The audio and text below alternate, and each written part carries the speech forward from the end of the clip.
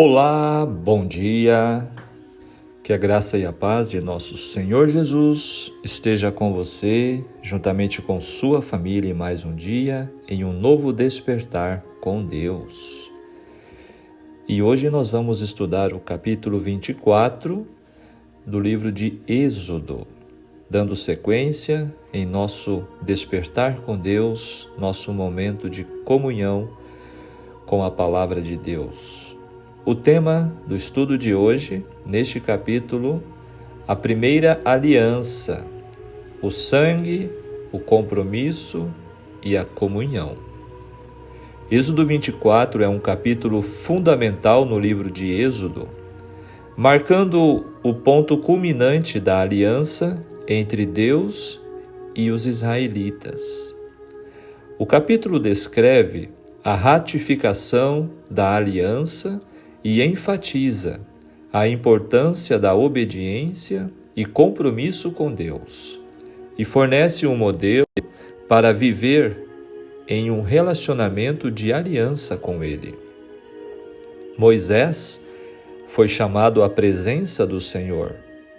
Ele deveria ir acompanhado por Arão, Nadab, Abiú, filhos de Arão e seus sucessores naturais, e ainda mais 70 líderes de Israel.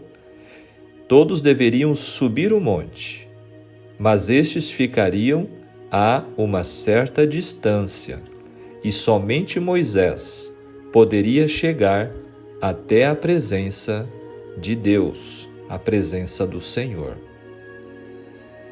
Queridos, nós podemos perceber através destes capítulos de Êxodo uma narrativa muito interessante, onde vem descrevendo uma sucessão de acontecimentos, e agora que a nação israelita estava liberta e estava a caminho de sua terra prometida, Deus estava preparando este povo para esta nobre missão de serem uma nação escolhida, uma nação santa, onde Deus era o rei, onde Deus agia como o grande chefe, o grande líder, né?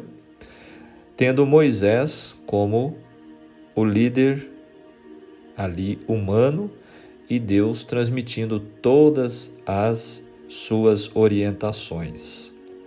Então nós vamos perceber que agora, depois da entrega da lei, dos 10 mandamentos, agora chegava o momento de uma aliança, de ratificar uma aliança do povo com Deus.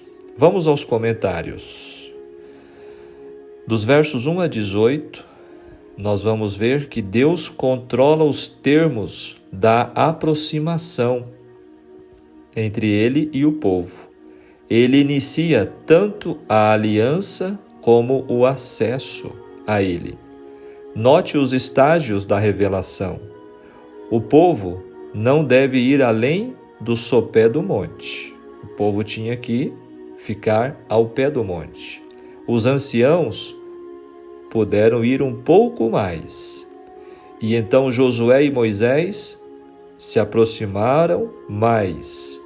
E finalmente, apenas Moisés segue à frente para estar na presença de Deus, para falar com Deus. Ao final do capítulo, todos os israelitas verão a glória de Deus. Então o verso 1, disse Deus: subam ao monte. A narrativa histórica temporariamente interrompida para dar lugar ao livro da aliança, aqui dos capítulos 20 ao 23, é retomada, dando continuidade a capítulo 20, verso 21. 70 dos anciãos, estes representantes do povo, para comunicar à nação a natureza da aliança.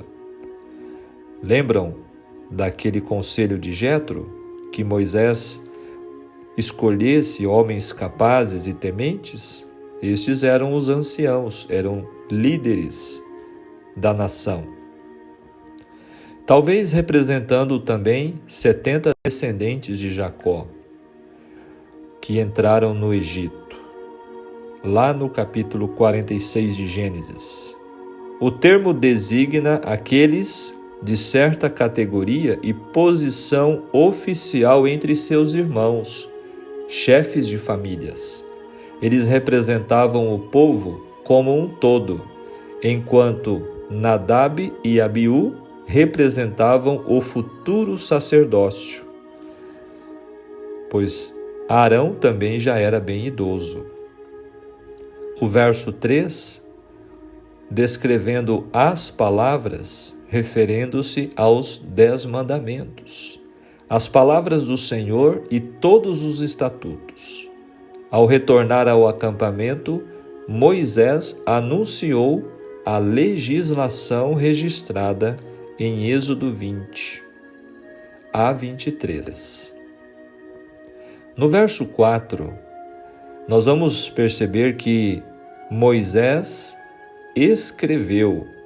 Já é a segunda vez que ficamos sabendo que no decurso destes acontecimentos do Êxodo, Moisés estava tomando nota escrita de tudo. No capítulo 17, verso 14, também nos destacou este detalhe, que Moisés escrevia. Estes acontecimentos revelam a maneira de Deus agir e reger entre os homens. Eram para ser ensinados e relembrados até o fim do mundo, a fim de guiar aos homens. O Espírito da verdade, que inspirou todos os profetas, fez com que Moisés se lembrasse de todas as ordens que Deus havia lhe dado. 12 colunas, apesar da estrita proibição de erigir colunas para adoração, estas colunas não deveriam ser adoradas, mas servir como representantes das diferentes 12 tribos. Agora o verso 5 fala-nos de sacrifícios pacíficos, representando comunhão renovada com Deus e gratidão para com Ele. O verso 8 diz que tomou Moisés aquele sangue e o aspergiu sobre o povo. O que isto representa? Metade do sangue era atribuída ao povo e metade a Deus. O sangue aspergido sobre o altar simbolicamente ligava Deus aos termos da aliança, e o aspergido sobre o povo ligava este da mesma forma. Olha que interessante. Então, por isso é a aliança entre Deus e o seu povo, e era ratificado com o sangue do sacrifício. Jesus proclamou o cumprimento desse simbolismo por ocasião da última ceia, quando ele ofereceu o cálice, dizendo: "Isto é o meu sangue, o sangue da nova aliança, derramado em favor de muitos para a remissão de pecados."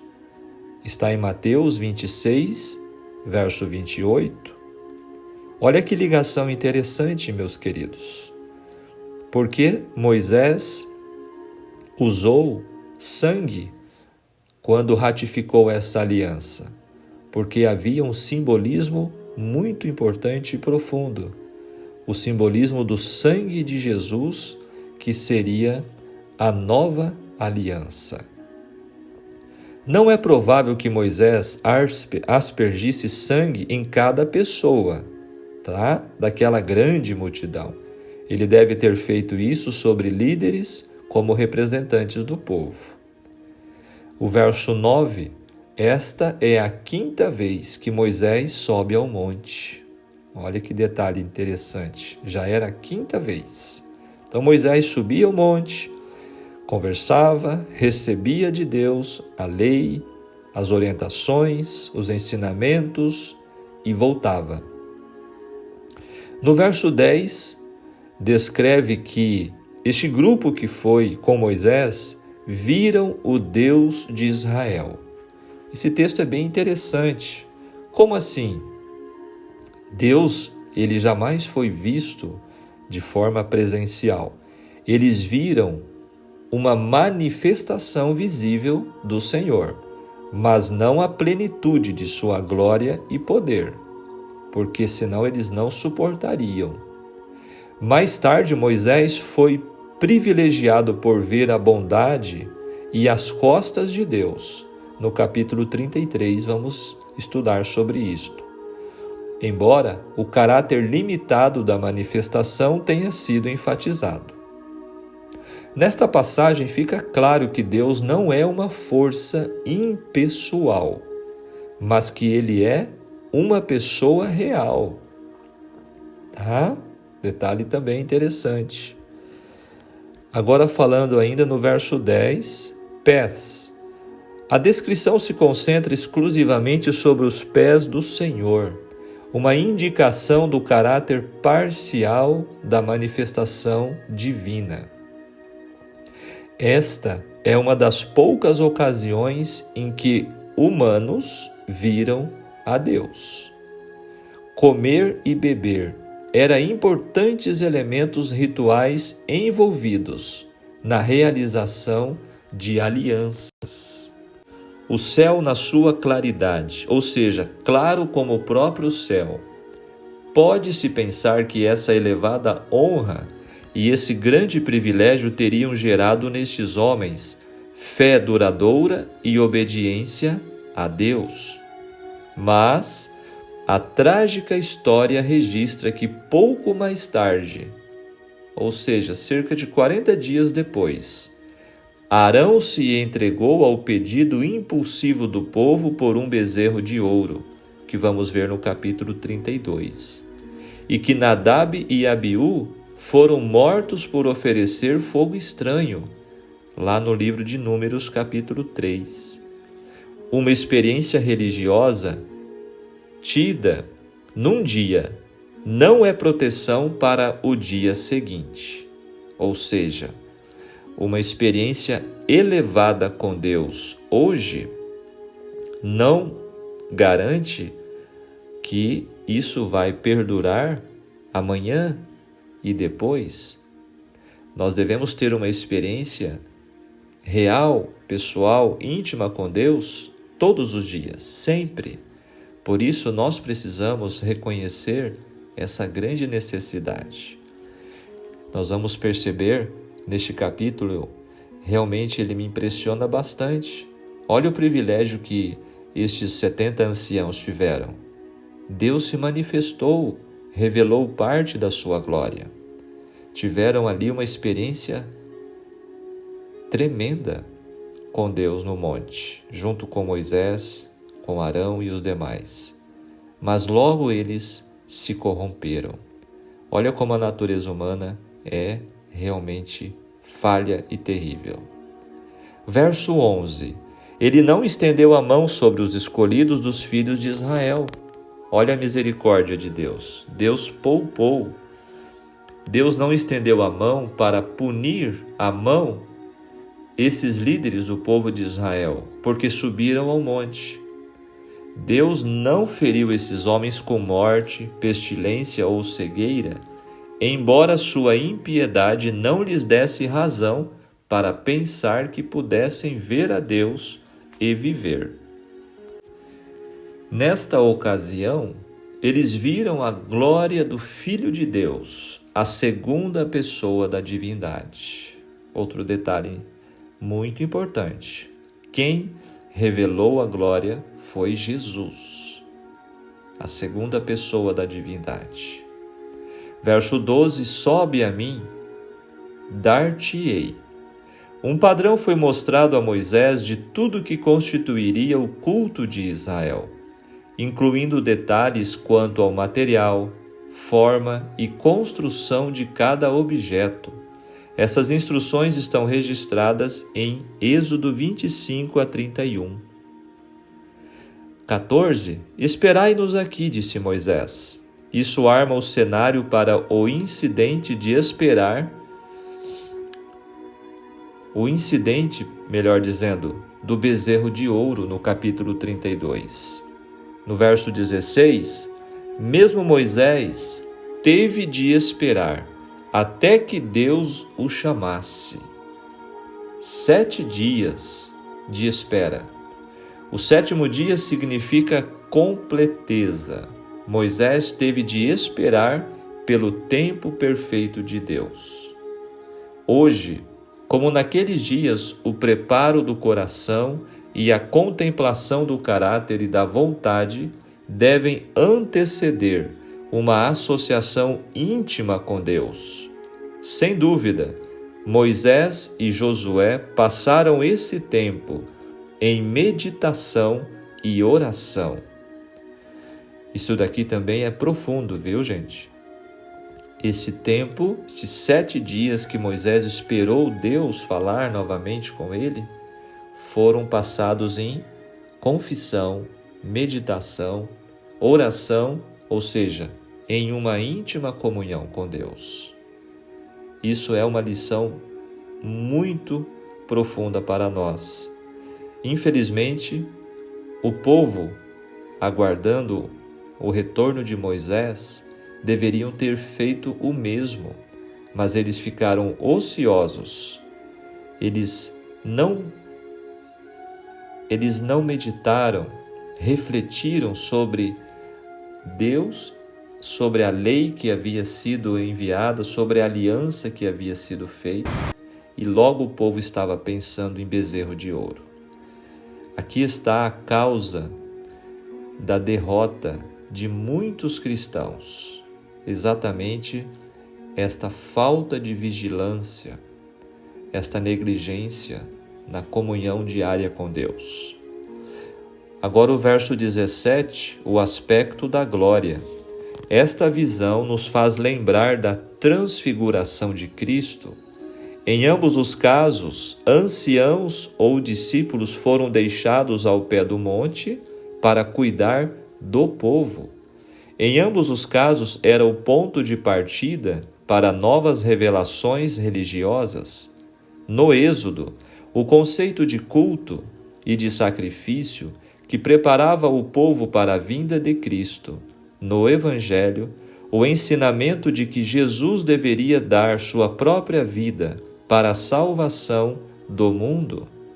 Em ambos os casos, também, os maiores fracassos aconteceram ao povo de Deus durante a ausência do líder espiritual. Olha que interessante. Verso 18, Moisés subiu ao monte e lá permaneceu 40 dias, tempo que também Jesus passou no deserto, depois do batismo e antes de começar seu ministério. Após deixar Josué, Moisés entrou na nuvem e permaneceu ali por 40 dias e 40 noites. Durante todo este tempo, ele não comeu e nem bebeu. A experiência de Moisés foi extraordinária. Ela ensina que a comunhão com Deus dá à alma força e refrigério. Sem isso, o espírito se esmorece. O mundo penetra furtivamente em nós. Nossos pensamentos e palavras se tornam terrenos. E não temos vida espiritual em nós mesmos, nem podemos comunicá-la a outros. É em comunhão com Deus que se recebem os dons. Foi assim com Moisés, queridos, e o mesmo é conosco. O fato de Moisés ter estado a sós com Deus sugere o valor da oração secreta, de Mateus capítulo 6, verso 6. Mesmo no rebuliço e na agitação de uma grande cidade, no meio da multidão, ficar a sós com Deus e em súplica silenciosa ajuda a enfrentar os problemas do dia a dia. Comentário Bíblico, volume 1, páginas 681 a 682. Queridos, este capítulo 24, ele é de grande importância para nós, nos ensinando sobre a grande e mais urgente necessidade de cada um de nós, se queremos ser vencedores contra o pecado, contra o mal, contra o desânimo, contra a apostasia, que é exatamente estar constantemente em comunhão com Deus. Vamos aprofundar no espírito de profecia com Deus no monte? Sobe a mim ao monte, disse-nos Deus, como está no verso 12. A Moisés, antes de poder ser um instrumento de Deus na libertação de Israel, foram destinados 40 anos de comunhão com Deus, na solidão das montanhas. Antes de levar a mensagem de Deus a Faraó, falou com o anjo na sarça ardente. Antes de receber a lei de Deus como representante de seu povo, foi chamado ao monte e contemplou a glória divina. Ciência do Bom Viver, página 508. Um texto pequeno, mas tremendo, profundo, falando que antes dos privilégios, nós precisamos da comunhão. Agora, outro texto, ao descer do monte, Moisés veio e contou ao povo todas as palavras e estatutos do Senhor. Então o povo respondeu a uma voz e disse: todas as palavras que o Senhor tem falado, faremos. Este compromisso, juntamente com as palavras do Senhor, a que o mesmo os obrigava a obedecer, foi escrito por Moisés em um livro. Seguiu-se então a ratificação do concerto. Foi construído um altar ao pé da montanha e ao lado dele ergueram-se 12 colunas, segundo as 12 tribos de Israel, em testemunho de sua aceitação do concerto. Foram então apresentados sacrifícios pelos moços escolhidos para tal ato. Havendo aspergido o altar com o sangue das ofertas, Moisés tomou o livro do concerto e o leu aos ouvidos do povo. Assim foram solenemente proferidas as condições do concerto, e todos ficaram na liberdade de escolherem conformar-se com as mesmas ou não. Tinham a princípio prometido obedecer à voz de Deus, mas haviam depois disto ouvido proclamar a sua lei, e seus princípios tinham sido particularizados para que pudessem saber o quanto este concerto abrangia. Outra vez, o povo respondeu unanimemente: tudo o que o Senhor tem falado faremos e obedeceremos. Havendo Moisés anunciado a todo o povo todos os mandamentos segundo a lei, tomou o sangue e aspergiu não só o próprio livro, como também o povo, dizendo: este é o sangue do testamento que Deus vos tem mandado. Deviam agora tomar-se disposições para o amplo estabelecimento da nação escolhida, sob a direção de Jeová como seu rei. Moisés havia recebido a ordem: sobe ao Senhor, tu e Arão, Nadab e Abiú e 70 dos anciãos de Israel, e inclinai-vos de longe. E só Moisés se chegará ao Senhor. Esses homens escolhidos foram chamados ao monte, enquanto o povo adorava junto ao mesmo.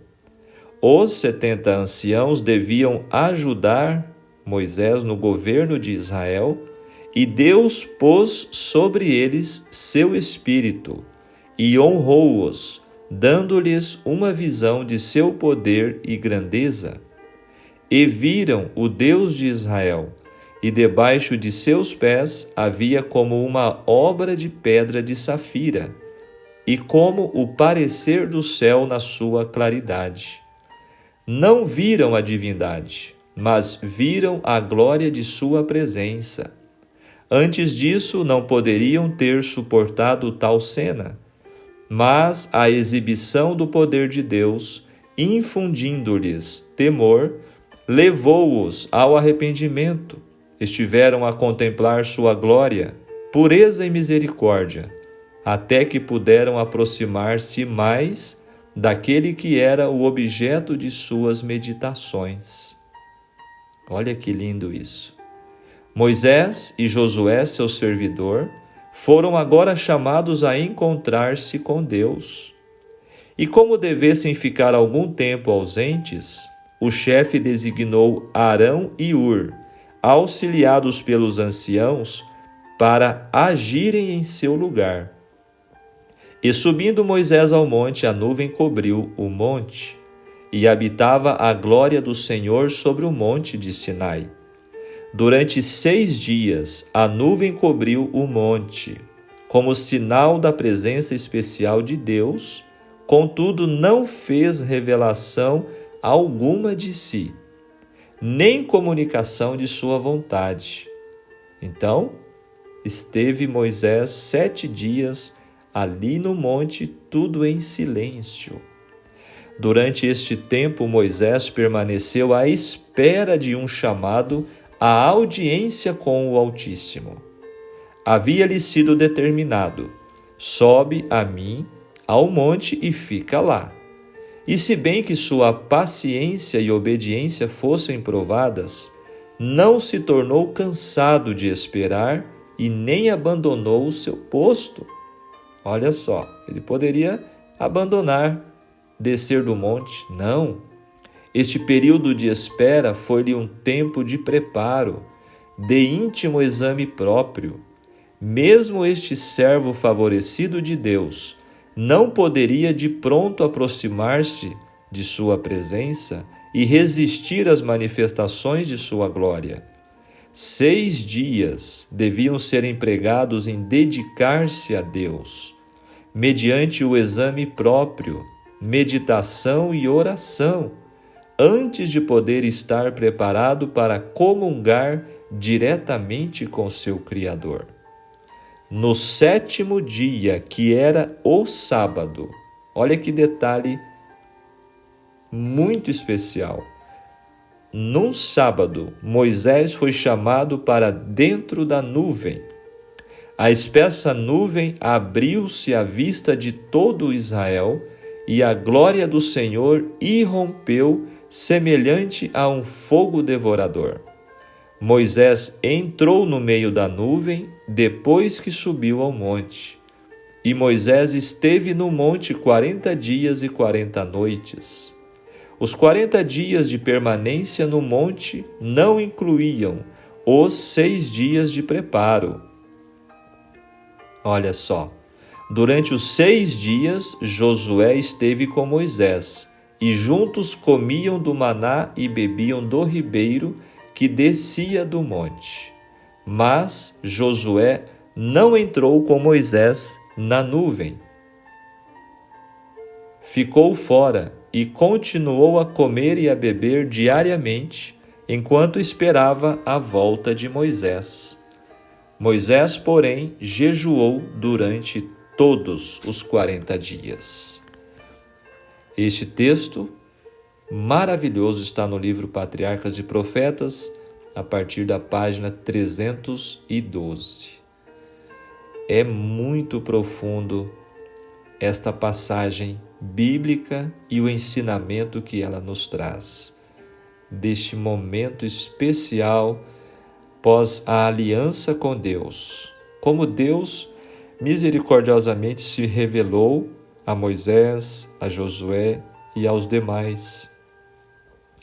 E como esta preparação de Moisés, ela nos traz uma lição.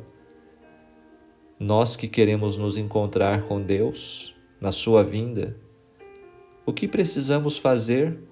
Será que estamos preparados? Será que temos nos dedicado realmente para este mesmo processo de preparação que Moisés realizou antes deste encontro com Deus? Queridos, a função da lei é servir como espelho que mostra nossas fraquezas, falhas e imoralidades.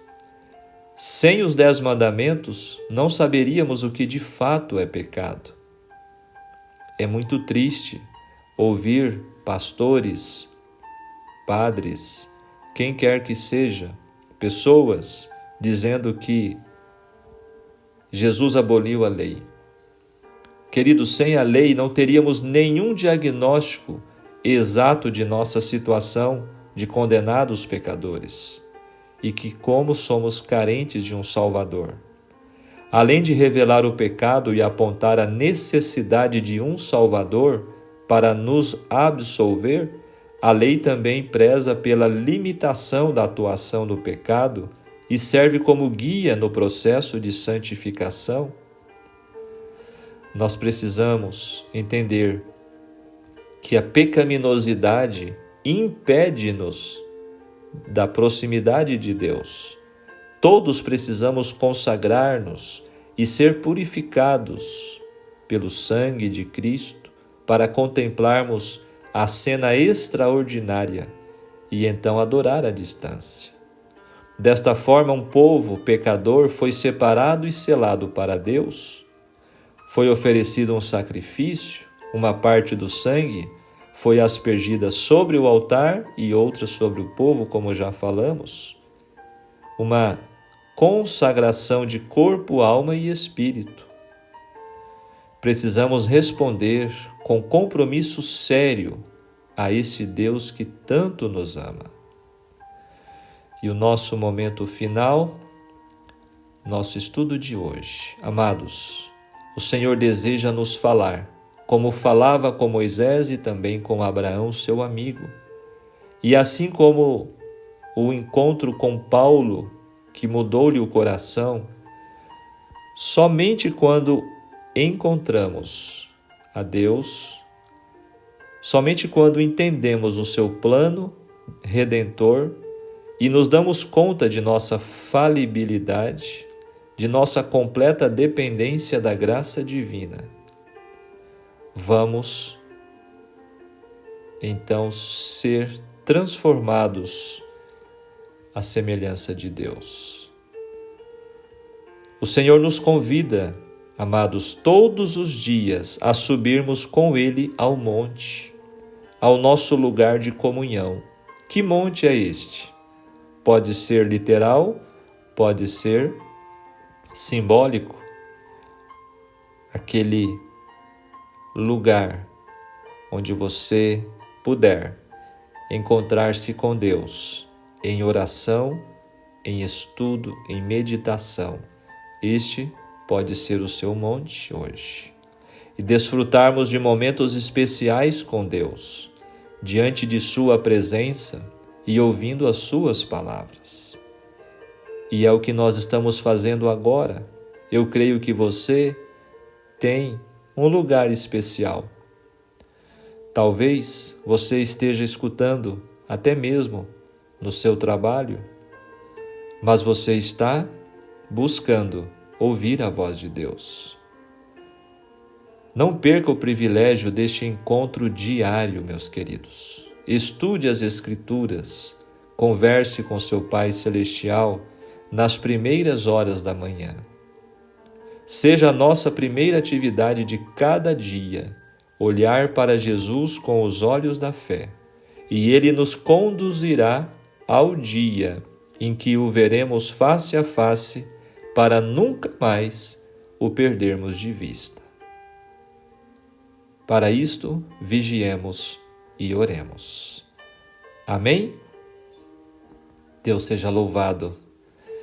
Capítulo que particularmente, desde que eu estudei este capítulo já há um bom tempo atrás e pude entender a lição, os ensinamentos que este capítulo nos traz, desta experiência de Moisés no monte, desta aliança. Realmente eu nunca mais esqueci e costumo, inclusive, usá-lo como tema de sermão, o segredo da vitória. É esse o ensinamento que este capítulo nos traz. O segredo da vitória, que é estarmos em comunhão plena e contínua com Deus. Nós vamos ver no capítulo 32 que por causa do povo não permanecer em comunhão com Deus, eles caíram na idolatria do bezerro de ouro. Mas que eu e você possamos atentar para estas preciosas lições e que possamos atender este especial apelo de Deus, para que nós possamos estar sempre vigilantes, sempre em comunhão. Que a nossa comunhão não seja apenas no momento, mas que seja durante todo o dia, no sentido de estarmos ligados em pensamentos, estarmos relembrando as palavras que nesta hora de comunhão, nesta hora de poder, recebemos da parte de Deus. Igual um alimento que é digerido, né? Nós temos um momento da refeição, onde nós ingerimos o alimento, mas esse alimento ele vai ser digerido e os nutrientes serão espalhados pelo nosso corpo, pela corrente sanguínea. Assim é a palavra de Deus, assim é a oração, o momento que nós dedicamos para com Deus. Vamos orar? Maravilhoso Deus e querido Pai Celestial, santificado seja o Teu nome, aqui na terra como no céu.